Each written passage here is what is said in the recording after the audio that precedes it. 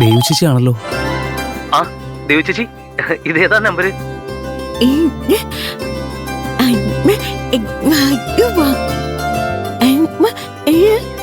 എനിക്ക് കുഴപ്പമൊന്നുമില്ല. അവിടെ ചേച്ചിയുടെ കാര്യങ്ങൾ എന്തായി? ഇപ്പോഴും ഔട്ട് ഹൗസിൽ തന്നെയാണോ താമസം? അവിടെ കുഴപ്പമൊന്നുമില്ലെന്ന് എന്നെ ചേച്ചി ആശ്വസിപ്പിക്കാൻ വേണ്ടി പറയുന്നതാണെന്ന് എനിക്കറിയാം. അല്ല കിഷ, ദയവിട്ട് പറഞ്ഞ സത്യ. ഞാൻ ബാംഗ്ലൂരിൽ നിന്ന് തിരിച്ചെത്തി. ഇനി ഇവിടെ ഒരു കുഴപ്പമുണ്ടാവില്ല. ഇന്ദുമതി ആന്റിയും അഖില ഇവിടെ ഉണ്ട്. അവരുടെ ഉണ്ട്, ഞാൻ കൊടുക്കാം. ദേവുട്ടേച്ചിയും സന്ദീപേട്ടനും വീഡിയോ കോളാ. ദേവുട്ടി ഇവിടെ സുഖമായിട്ടിരിക്കുന്നോ? അമ്മ ഇവിടെ ഉണ്ട്.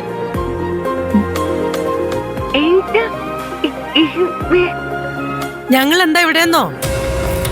കുറച്ചു ദിവസമായിട്ട് ഞങ്ങൾ ഇവിടെയാ മോളെ. നീ നിന്റെ കാര്യം സേഫ് ആക്കിയല്ലോ, പക്ഷേ അതിനുള്ള ശിക്ഷയൊക്കെ അനുഭവിക്കുന്നത് ഞങ്ങളാ. ആ ഗഗം വന്ന് ഞങ്ങളെയൊക്കെ ചവിട്ടി പുറത്താക്കി വീട് സ്വന്താക്കി. ഇപ്പതേ കിഷന്റെ വീട്ടിലാ ഞാനും അഖിലും താമസിക്കുന്നത്. ഒരു കുടിസ് മുറിയില് ഞങ്ങള് രണ്ടുപേരും കഷ്ടപ്പെട്ട് കഴിയുക.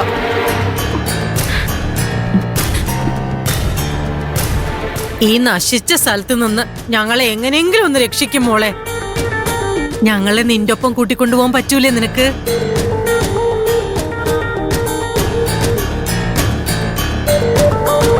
ഇനിയുള്ള കാലം എനിക്ക് നിന്റെ കൂടെ കഴിയാൻ ആഗ്രഹം. ദേവൂട്ടി ഇപ്പോ നമ്മുടെ തറവാട് വക സ്കൂളിന്റെ മാനേജറാ. മാനേജരോ?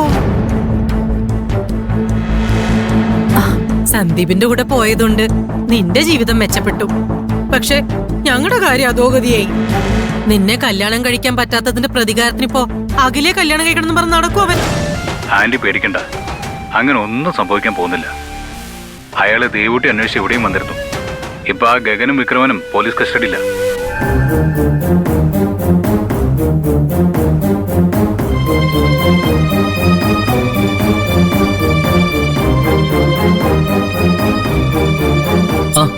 സന്ദീപേട്ടാ, അയാളും വിക്രമനും അവിടെ എത്തിയോ? ദേവൂട്ടിയെ അയാളും വിക്രമനും കൂടെ ഉപദ്രവിക്കാൻ ശ്രമിച്ചു. തക്ക സമയത്ത് ഒരു ലേഡി പോലീസ് ഓഫീസർ എത്തി ദേവൂട്ടി രക്ഷിച്ചു. ഗഗനെയും വിക്രമനെയും തൂക്കിയിട്ട് തകർക്കുകയും ചെയ്തു. നോൺ ബെയിലബിൾ ഒഫൻസാ ചാർജ് ചെയ്തിരിക്കുന്നത്. ആ ലേഡി പോലീസ് ഓഫീസർക്ക് വിദ്യാമ്മയുടെ ഒരു ഛായ ഉണ്ടെന്നാ ദേവൂട്ടി പറയുന്നത്. ഇനി വിദ്യാമ്മയെ കാണുമ്പം ചോദിച്ചു നോക്ക്, കുടുംബത്തിലുള്ള ആരെങ്കിലും IPSകാരാണോ?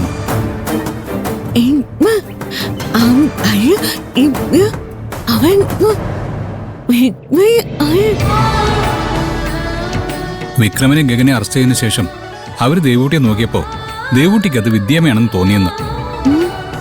ചേച്ചിയുടെ ആ സംശയം ഞാനിന്ന് ദീപാരാധന തൊഴുതിട്ട് വിദ്യാമ്മയോട് നേരിട്ട് ചോദിക്കാം.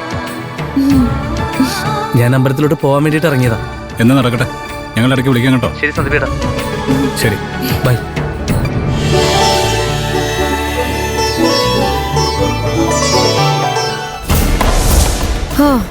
അവളുടെ ഒരു യോഗം. അവളിപ്പോ സ്കൂള് മാനേജറാന്ന്. ആ സ്ഥാനത്തിന് നല്ല ശമ്പളം ഉണ്ടാവും അവൾക്ക്, അല്ലേ മോളെ? ആന്റി എന്തിനാ ഇവിടത്തെ പ്രശ്നങ്ങളൊക്കെ ദേവൂട്ടി ചേച്ചിയുടെ അടുത്ത് പെരുപ്പിച്ച് പറഞ്ഞത്? ഈ വീട്ടില് നിങ്ങൾക്ക് ഒരു ബുദ്ധിമുട്ടുമില്ലല്ലോ, പിന്നെന്തിനാ ഇവിടെ നിങ്ങൾ കഷ്ടപ്പെടുവാണെന്ന് പറഞ്ഞത്? ദേവൂട്ടി ചേച്ചിക്ക് അത് കേട്ടാ വിഷമാവില്ലേ? അമ്മയോട് അതേപ്പറ്റി ഞാൻ പറയുമായിരുന്നു. കിഷ, ഇവിടെ ഞങ്ങൾക്ക് ഒരു ബുദ്ധിമുട്ടുമില്ല. ഈ വീട്ടിൽ ഞങ്ങൾ ഹാപ്പിയാ എന്നും പറഞ്ഞ് എന്നും ഒന്നും ഇവിടെ തന്നെ കഴിയാൻ പറ്റില്ലല്ലോ. അതുകൊണ്ടാ ഞാൻ അവളോട് ഞങ്ങളെ കൂടി അങ്ങോട്ട് കൊണ്ടുപോകാൻ പറഞ്ഞേ.